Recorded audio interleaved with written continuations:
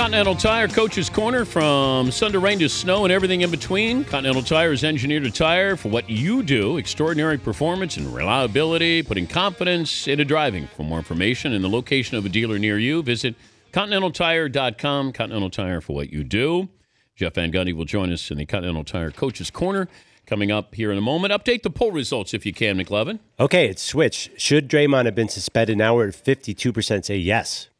Jeff Van Gundy will be on the call for Game 6 NBA Finals tonight, along with Mike Breen and Mark Jackson. That'll be at 9 Eastern on NBC. Actually, Game 5 coming up tonight. We bring in Jeff Van Gundy, who... Jeff, let me start with the poll question. Do you think Draymond Green should have been suspended? No. Why? I don't. I have a few things. One, I think the point system in which they compile these points is unfair to teams that go further in the NBA playoffs. The point systems, to me, should reset after every series. So that's number one. Number two, when you compare the Steven Adams hit to this hit, when you didn't suspend him for that, you've basically given license to do things that were much less like Green did and not expect repercussions. And so I really just I think there is, with players, coaches, organizations, a growing distrust for the discipline policies that happen within the NBA. And, you know, Reggie Miller, I think, made a very valid point. He said if it was 2-2, he doesn't believe Green would be suspended. And unfortunately, I think that's a common belief, that when they were down in Oklahoma City, he didn't get suspended. He does get suspended when they have a cushion of 3-1 now. So I think, you know, the NBA has to look at the inconsistencies in their discipline policy. Okay. Do you agree with Reggie? Yes, I do. Yeah, without question. But then the next follow-up to that, Jeff, is did they do it to extend the series? Or give a better chance? No. Listen, that one doesn't mean the other. I just think that too often there are too many factors other than the actual act that play too big a part in whatever, if it's a technical foul given later, if it's a flagrant upgraded, downgraded, a technical given after the fact or taken back. I'm just not a fan of all of this stuff. I think it's convoluted, and I think it opens people up for questioning. But I don't believe it's because I don't think they're trying to do it to extend the series. I mean, that's a corruptness. Yes. And so I don't believe that at all. But I do believe too many factors other than the actual act. And I don't like the point system, and I just think it's inconsistent. Why was LeBron given a technical? I believe for the act of stepping over, or I would say, if it wasn't for that, then I would say it was, going face-to-face with Green after the fact.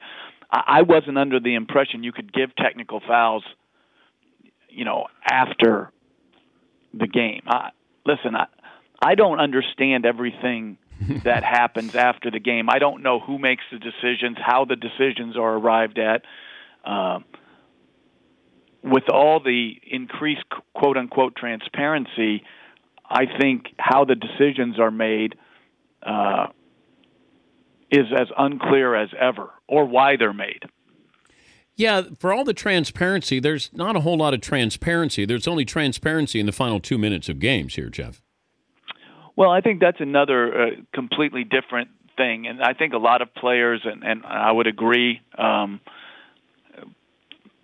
things that happen, calls made or not made in the first 46 minutes, have every bit as impactful as the things that happen in the last 2 minutes. I understand what the commissioner is trying to do with that. I'm not sure it's serving the purpose that he had hoped for. Talking to Jeff Van Gundy of the Mothership. He'll be on the call tonight with Mike Breen, Mark Jackson. That starts at 9 Eastern on ABC. The trash talking to LeBron James, the fact that Draymond Green would get in his face and say something to him, and then the reaction of the Warriors calling out LeBron, crybaby, I guess he's too sensitive. It's really strange to see that with the biggest name in the sport and that they're calling him out. I just can't Could you imagine if they did that to Bird or Magic or Michael or Isaiah or like Kobe? They wouldn't do that to any of those guys. But why LeBron? I'm unsure. I don't know really how all these things now work. I don't know what was said, if it went over the line, if it didn't go over the line. I think these guys, for the most part, players, it's just different now that everybody's so friendly that maybe they feel like this is a friend that is saying this to them versus another competitor. So I really don't know. I think in that way, in many ways, the league continues to evolve. I think that in that manner is a big evolvement, a big change in that these guys, they're not seen as different teams, but that we're all part of this big fraternity, and I think maybe that's what causes some sensitivities. What's Golden State do now with Draymond Green out? How does that change their style, the lineup? Well, I think it obviously, with him at center for a large part of the game, it impacts what they do. Now, whether do they start Iguodala in his place, I would suspect they would, but they're going to have either McAdoo on the floor, more to place, that smallish center, or stick with a traditional center, or even go with Harrison Barnes and more guards, So I'm interested to see how they play their best players, keeping their centers off the floor. But it'll be interesting to see if they can do that with Green out and for how long they can do that. I think another part of it, Dan, that doesn't get a lot of press is with Green out, they're down to 11. I mean, they're down an active roster spot tonight, which makes it a very difficult decision for Steve Kerr, I think, in how he goes about constructing his roster for tonight. Last game, you floored me. You got me with the promo for O.J. Simpson, the documentary, and then all of a sudden you have a story about Pat Riley and Al Cowlings at a car wash, and you've been sitting on this one for a while, haven't you, Jeff? I didn't think it was a big deal, but listen, Coach told us that 20-some years ago, and when they were reading the promo, when Mike read the promo, that's what popped into my brain. And summarize it. Well, it's what I said. Coach had a place still in L.A. We lost to Houston in 7. He went back out there. He had known. I think he knew Cowlings peripherally. They were at the same car wash getting their cars detailed.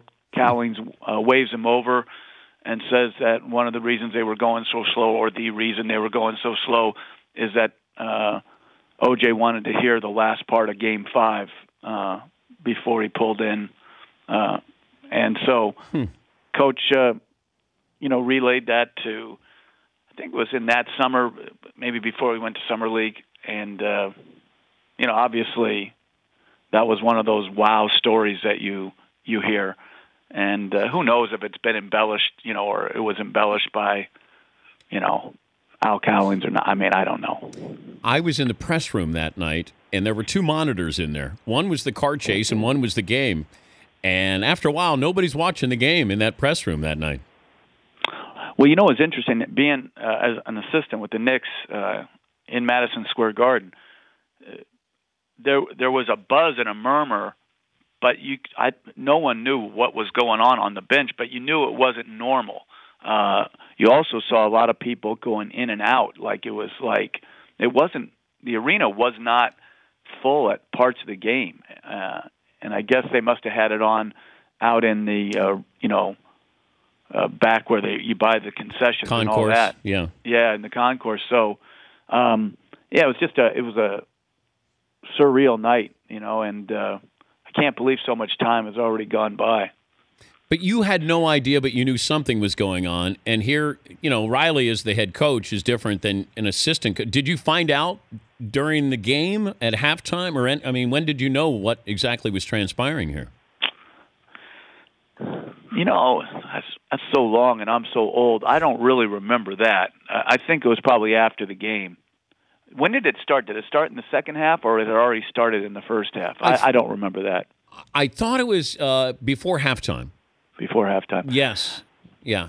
Well, we were a pretty focused group, led by an extremely focused and great coach, and so I don't think there was a lot of chit-chat about a car chase at halftime, or But after the game, I do remember, going back down. I think we left it for Houston the next day, and that's all anybody was talking about. Have fun tonight, Jeff. Always great to catch up with you. Thanks for getting up early for us. You got it. Take care. That's Jeff Van Gundy. The Dan Patrick Show, weekday mornings on Audience.